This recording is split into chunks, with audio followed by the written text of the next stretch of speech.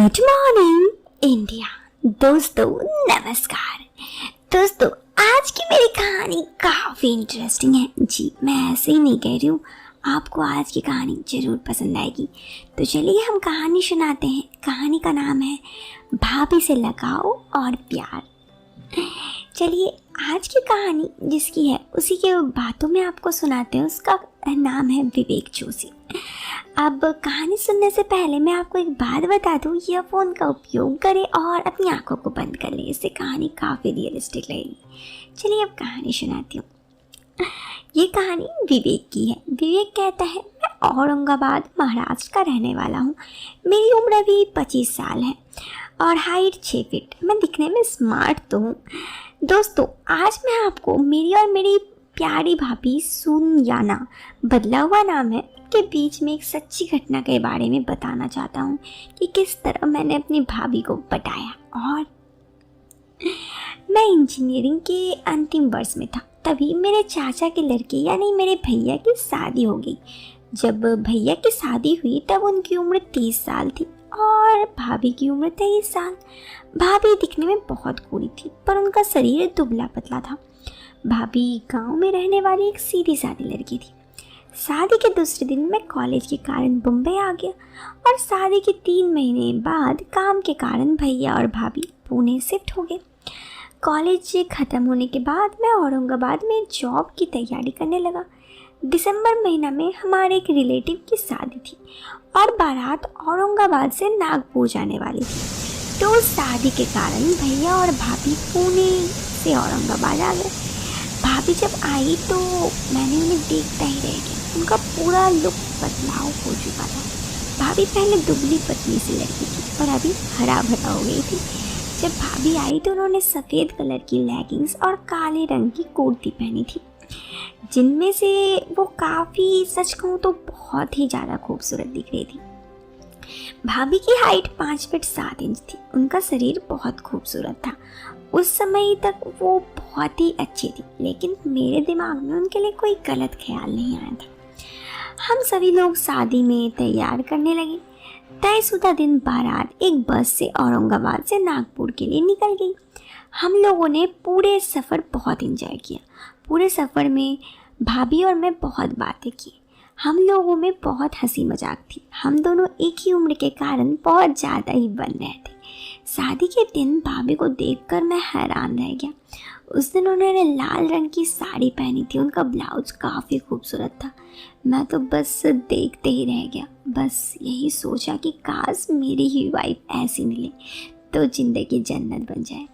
मुझे यूँ घूर कर देखते हुए पाकर भाभी ने मेरे पास आकर चुटकी बजाई और पूछा, क्या हुआ देवर जी, किस सोच में डूबे हो? मैं, कुछ नहीं भाभी, बस ऐसे ही। भाभी, अच्छा वो सब छोड़ो, ये बताओ मैं कैसे दिख रही हूँ? मैं तो बस यही सोच रहा था कि सच बोल दूँ, पर मैंने बात को घुमा लिया और बोला, भाभी आज तो आप कह ढा रही हैं। मुझे तो बस भैया के चेहरे की खुशी देखना है जब वो आपको ऐसे देखेंगे। इस बात पर भाभी हंस दी तो मैं भी उनके साथ हंस दिया। भाभी का इतना सुंदर रूप देखकर मेरे मन में हलचल होने लगी। शायद मैं भाभी की खूबसूरती पर मोहित हो गया था। मैं ज़्यादा से ज़्यादा टाइम भाभी के आसपास ही रहने लगा। मैंने शादी में चुपके चुपने अपने मोबाइल से बहुत सी फ़ोटोज़ खींच ली। मैं शादी में काले रंग का सूट पहना था। मैंने भाभी के साथ सेल्फी कैमरा से फ़ोटोज़ खींचे। इस फ़ोटोज़ में हम दोनों एकदम पति पत्नी की तरह दिख रहे थे। शादी ख़त्म होने के बाद हम सभी लोग औरंगाबाद की ओर जाने वाले बस में आकर बैठ गए। ठंड बहुत ज़्यादा होने के कारण मैं सबको ओढ़ने के लिए चादर दी, पर मेरे लिए चादर नहीं बची। भाभी पहले भैया के साथ बैठी थी, फिर भैया ने भाभी को मेरे बाजू वाले सीट में बैठने के लिए भेज दिया। फिर भाभी और मैं एक ही चादर में बैठने लगी। भाभी साड़ी पहनी हुई थी। शादी में थकने के कारण सभी लोग सो गए। भाभी और मैं थोड़ी देर बात करके सो गए। नींद में भाभी ने अपना सिर सरकाकर मेरे कंधे पे रख दिया। मैं उस समय इतना खुश हुआ कि मैं आपको बता नहीं सकता। जब रात के 3:30 बजे नींद खुली तो मैंने देखा कि भाभी सो रही थी। मैं उनके चेहरे की तरफ देख रहा था और जैसे उनको देखकर पागल सा हो गया। उनके शरीर से ऐसी खुशबू आ रही थी। सच कहूँ तो मैं उनको तरफ मुझे प्यार होने लगा था। बस सारी लाइटें बंद थी, भाभी सो रही थी। मैंने उन्हें उठाया नहीं क्योंकि मुझे लगा उन्हें उठाऊंगा तो वैसे भी थक गई हैं। थोड़ी देर बस एक ढाबे पे रुकी तो सभी लोग उठ गए। मैं तुरंत उतर कर बाथरूम में घुस गया और लाइट को बाहर निकल कर बंद कर दिया। थोड़ी देर बाथरूम से उसके बाद मैं निकला। सच कहूँ दोस्तों तो भाभी को बारे में सोचकर मुझे काफ़ी सुखद अनुभव लग रहा था। फिर मैं वॉशरूम से निकला, हम लोगों ने साथ में चाय पिया, फिर बस में बैठ गए और औरंगाबाद आ गए। पूरे सफ़र में मैं काफ़ी ज़्यादा थक गया था, इसीलिए मैं कमरे पे आके सो गया। मैं तुरंत सो चुका था और भाभी के बारे में सोच रहा था। जब शाम के 7 बजे आसपास मेरी नींद खुली, मैं अपने रूम से बाहर निकला तो मैंने देखा कि भैया और भाभी पुणे वापस जाने के लिए अपना बैग लेकर हमारे कमरे पे आ गए। मैंने भैया से बोला, आप इतने जल्दी क्यों जा रहे हो? भैया बोले, ऑफिस से फ़ोन आया था, जाना ही पड़ेगा। मैं खुद को कोसने लगा कि मैं क्यों सोया। फिर भैया और भाभी चले गए। मैं बहुत दुखी था। भाभी के जाने के बाद मैं सिर्फ भाभी के बारे में सोचता रहा। फिर 1 सप्ताह बाद मैंने हिम्मत करके भाभी के नंबर पर कॉल किया। हेलो भाभी, कैसी हो? भाभी, अरे विवेक, हम अच्छे हैं, तुम कैसे हो? बहुत दिनों बाद कॉल किया। मैं अच्छा हूँ, मुझे लगा आप पहुँचने के बाद कॉल करेंगी, पर आपने किया ही नहीं। भाभी, शादी के बाद मेरी तबीयत खराब हो गई थी, इसलिए मैंने कॉल नहीं कर पाई।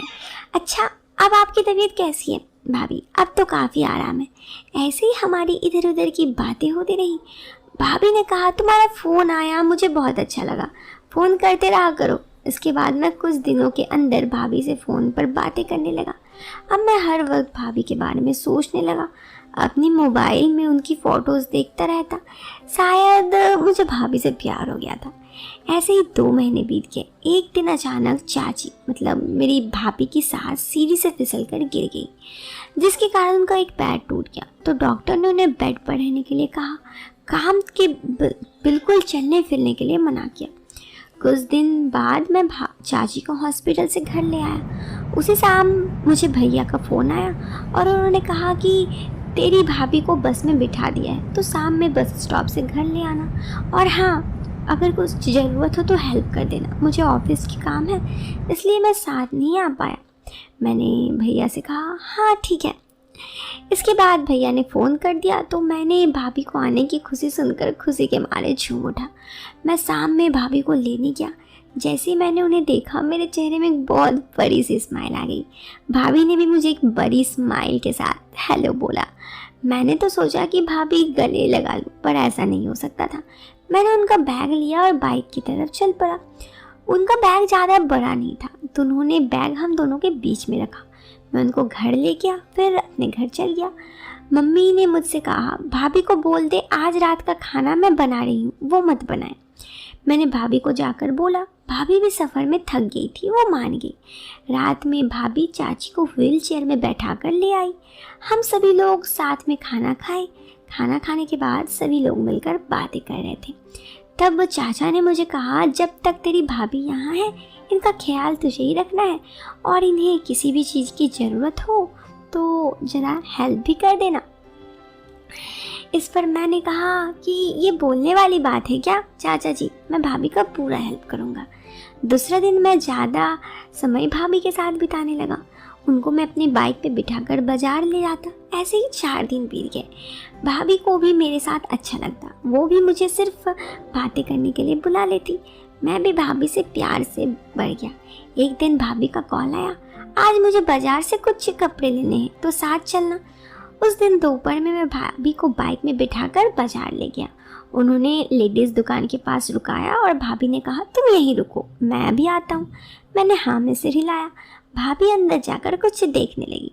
मैं बाहर से देखा कि भाभी लेडीज़ शॉप में सामान ले रही थी।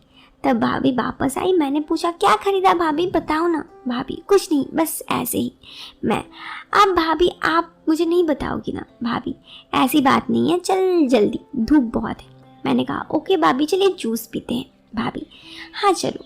फिर हम लोग एक रेस्टोरेंट में जाकर जूस पीने लगे। मैं फिर से भाभी को परेशान करने लगा। लाओ भाभी बैग दिखाना, मैं खुद ही देख लेता हूँ आपने क्या लिया है। भाभी, विवेक परेशान मत करो। फिर मैं झूठ मूठ कर नाराज होकर मुंह बनाकर बैठ गया। मैं उनकी तरफ देख नहीं रहा था। भाभी, अच्छा बाबा, नाराज होने की ज़रूरत नहीं है, अपना कान इधर लाना। मैंने अपना कान इधर किया तो भाभी ने कहा कि अरे मैंने गारमेंट्स लिया है। मैं जोर से हंसने लगा और बोला, अच्छा ये इतनी भोली हो, इसमें शर्माने वाली बात नहीं है।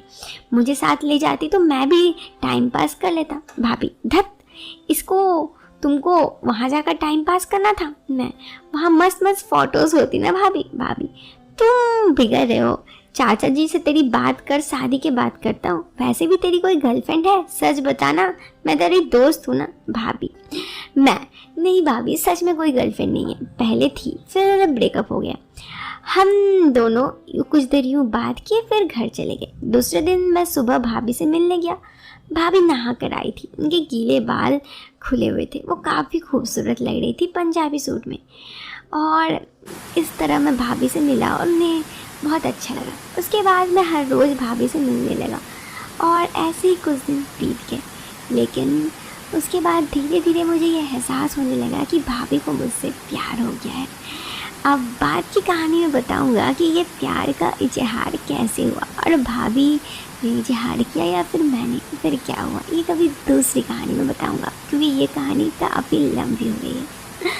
तो दोस्तों, कहानी ख़त्म हो गई है। मैंने कहा था ना, ये कहानी काफ़ी इंटरेस्टिंग है। आपको अच्छी लगी तो जल्दी से लाइक कर दो। चैनल पर पहली बार आए हो तो सब्सक्राइब कर दो। चलो मिलते हैं फिर एक नई कहानी के साथ। तब तक के लिए बाय बाय।